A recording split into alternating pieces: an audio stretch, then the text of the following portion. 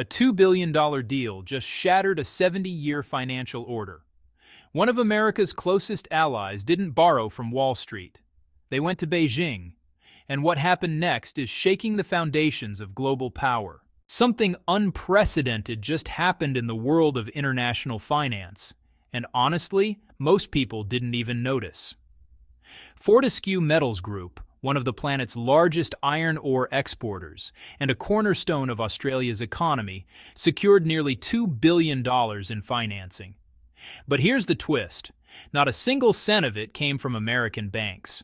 Not Goldman Sachs, not JP Morgan, not Citigroup. Instead, the entire loan was arranged in Chinese Yuan, led by the Bank of China and the Industrial and Commercial Bank of China. And the terms? They were so exceptionally favorable that they mirrored the kind of deals usually reserved for national governments, not private mining companies. Within a matter of days, Australia's Treasury made another stunning move. It issued its first ever yuan-denominated government bond. Then came the bombshell. The Reserve Bank of Australia quietly disclosed that it had increased its yuan holdings to approximately 1/4 of the nation's entire foreign currency reserves. To put that in perspective, just 12 months earlier, that figure was barely 5%. The International Monetary Fund didn't mince words. They called it extraordinary, noting that no other advanced economy had pivoted toward China's currency with such velocity. So what exactly is happening here? Why is one of Washington's most trusted Pacific allies suddenly leaning financially toward Beijing? And could this be the beginning of the end for the US dollar's unchallenged dominance? Let's start with the numbers, because, honestly, they tell a story that goes far beyond typical corporate finance. In August 2025, Fortescue finalized a syndicated loan worth 14.2 billion yuan, roughly 1.95 billion US dollars. It was organized entirely by Chinese state-owned banks and marked the largest yuan-denominated borrowing by any Australian corporation in history. But here's where it gets truly unusual. The interest rate? Just 3.88% annually. Now compare that to Australia's 5-year government bond yield at the time, which Bloomberg pegged at around 3.67%. We're talking about a gap of barely 20 basis points. Think about that for a moment. Governments have the power to tax. They control monetary policy. They can, in theory, print money to repay debt. Corporations can't do any of that. Yet Fortescue, a private mining company, secured financing terms almost identical to what the Australian government itself could obtain. Chinese lenders essentially treated Fortescue like a sovereign borrower. Fortescue's executives were thrilled. They announced publicly that this was the lowest cost of capital the company had ever achieved in its entire operating history. So why would Beijing offer such generous terms to an Australian mining giant? The answer lies in strategy, not charity. This wasn't a sudden decision. It was the culmination of months of frustration, uncertainty, and ultimately a complete withdrawal from the United States.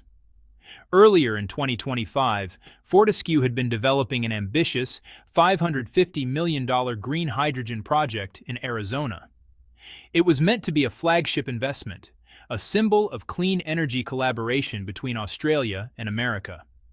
But then the regulatory environment in Washington began to shift unpredictably.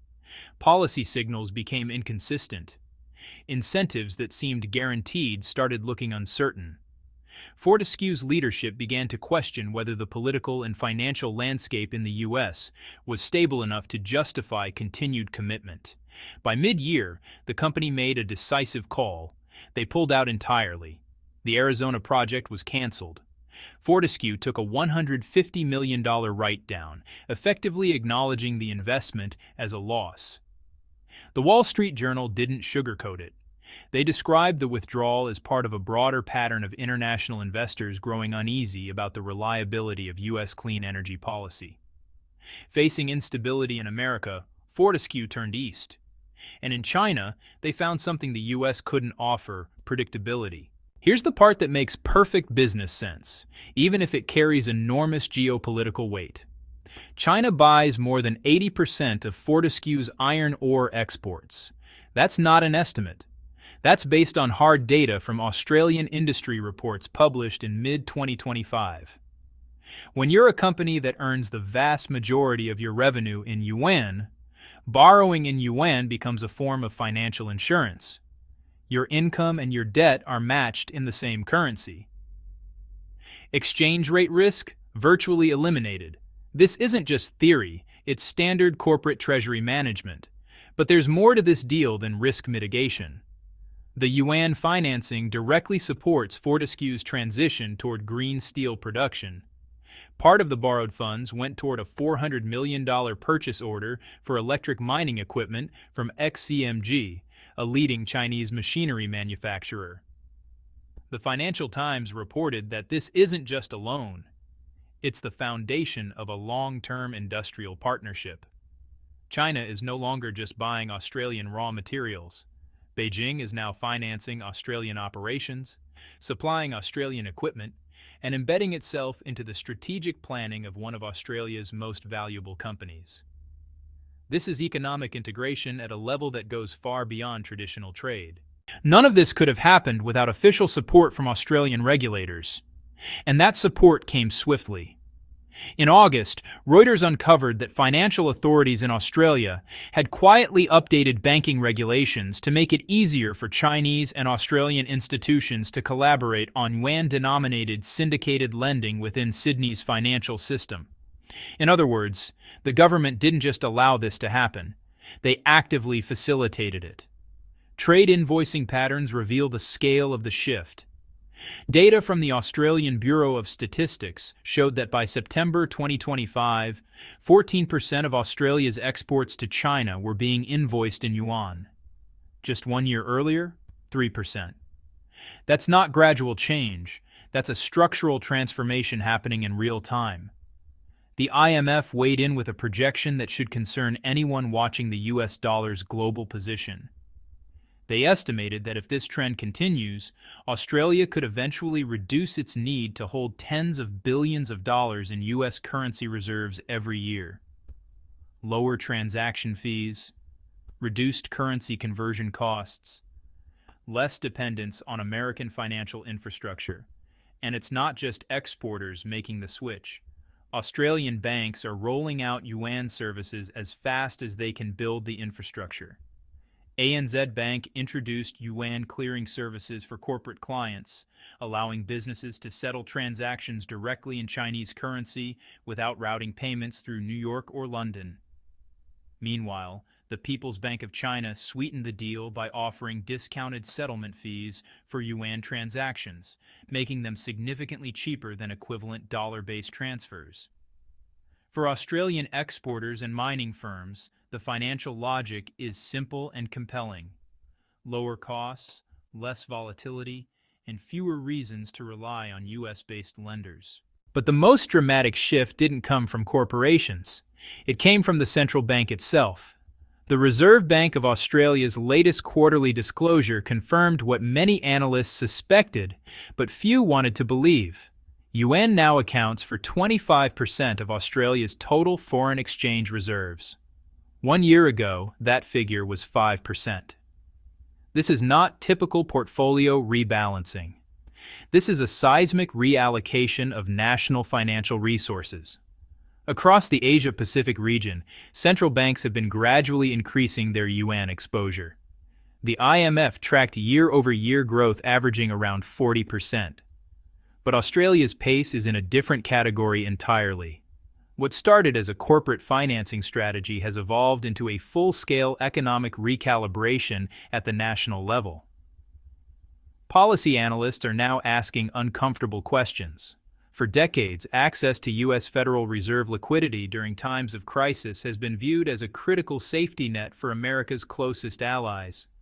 The ability to secure dollar swap lines in an emergency has been a cornerstone of the financial relationship between Washington and Canberra. The Lowy Institute, one of Australia's most respected think tanks, issued a cautious warning in a recent policy brief. They noted that significant reserve diversification could complicate that relationship, and potentially weaken Australia's access to emergency dollar funding when it's needed most. Australian officials have been careful in their messaging. They insist this is about prudent diversification, not geopolitical realignment. They frame it as a rational response to changing trade patterns, not a rejection of the US-led financial order. But signals from Washington tell a different story. The Financial Times obtained a diplomatic cable revealing that US authorities are closely monitoring yuan bond activity in Sydney. The tone of the communication was clear. This is being interpreted not as routine portfolio management, but as a potential strategic shift in the architecture of global finance. And that interpretation isn't entirely wrong. What's happening now isn't speculative. It's institutional, it's accelerating, and it's being embedded into the very structure of Australia's financial system. In early September, Australian regulators issued new guidance actively encouraging domestic banks to establish yuan clearing capabilities. This wasn't a suggestion. It was a formal directive to integrate the Chinese currency into the nation's banking framework. Around the same time, Australia's Sovereign Wealth Fund, which manages well over 250 billion Australian dollars in assets, announced that up to 10% of its portfolio could soon be allocated to yuan-denominated investments. 10% of a $250 billion fund. That's not symbolic. That's billions of dollars shifting east.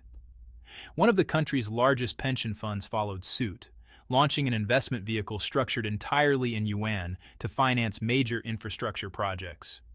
Some of these projects are directly linked to China's Belt and Road Initiative and regional renewable energy expansion.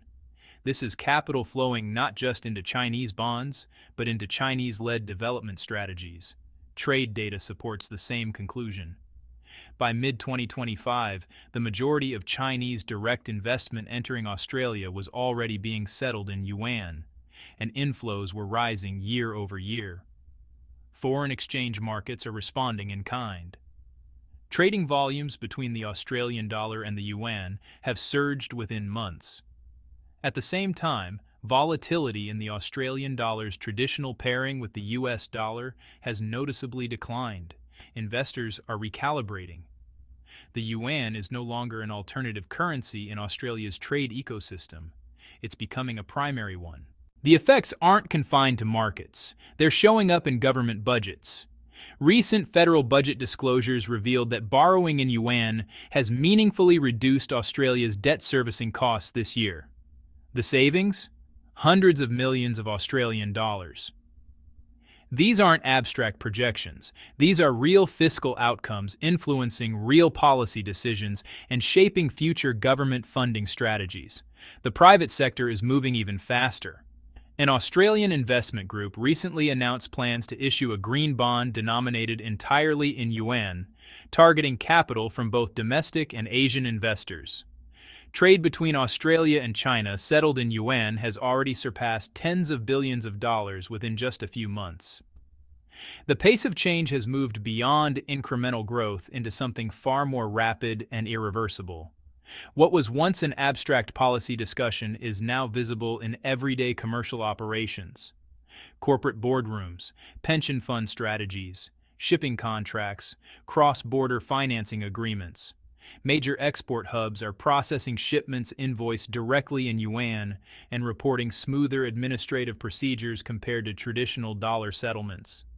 Large mining corporations are in active discussions with Chinese financial institutions to secure future project financing in yuan, aligning their capital structures with anticipated demand from Chinese industry. These are some of the world's most influential resource producers, and they're signaling a tangible shift in financial alignment.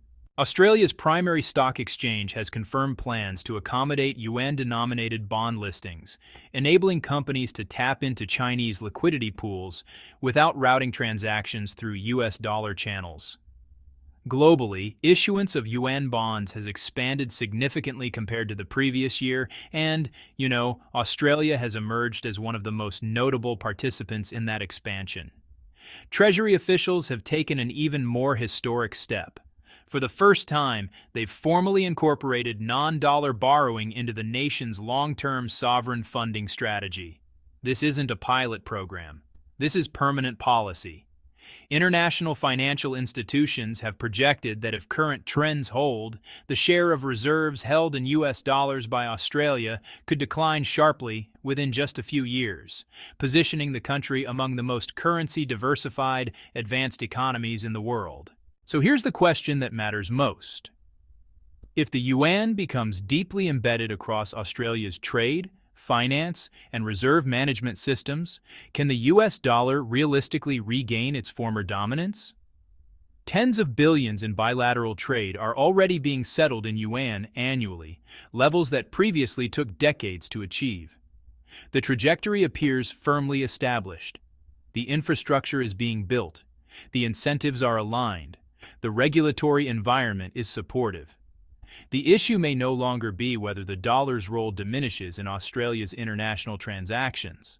The question may be how quickly the transition toward a multi-currency framework becomes the norm. And, well, Australia isn't alone. Other nations are watching closely. If one of America's staunchest allies can reorient its financial system this rapidly without major economic disruption, what's stopping others from following the same path? What's happening in Australia is not a hypothetical scenario. It's an ongoing transformation of financial architecture, commercial practice, and geopolitical balance, progressing at a speed few experts anticipated. This is about more than currency. It's about power. It's about alliances. It's about who controls the rails on which global commerce flows. For 70 years, the US dollar has been the undisputed king of international finance. It has been the currency of choice for trade, the anchor of central bank reserves, and the ultimate symbol of American economic influence. But empires don't fall in a day. They erode slowly, then all at once. And right now, in boardrooms across Sydney, in treasury meetings in Canberra, and in bank vaults holding billions in yuan-denominated assets, that erosion is no longer theoretical. It's real. It's measurable, and it's accelerating. The world's financial order is shifting beneath our feet, and, honestly, most people haven't even noticed. Australia's pivot to the yuan isn't just a headline. It's a warning sign, a glimpse into a future where the dollar's dominance is no longer guaranteed. If you found this story eye-opening, make sure you're subscribed so you don't miss what happens next, because this is only the beginning. The question isn't whether the global financial system is changing. The question is whether you'll be ready when it does. Thanks for watching, and I'll see you in the next one.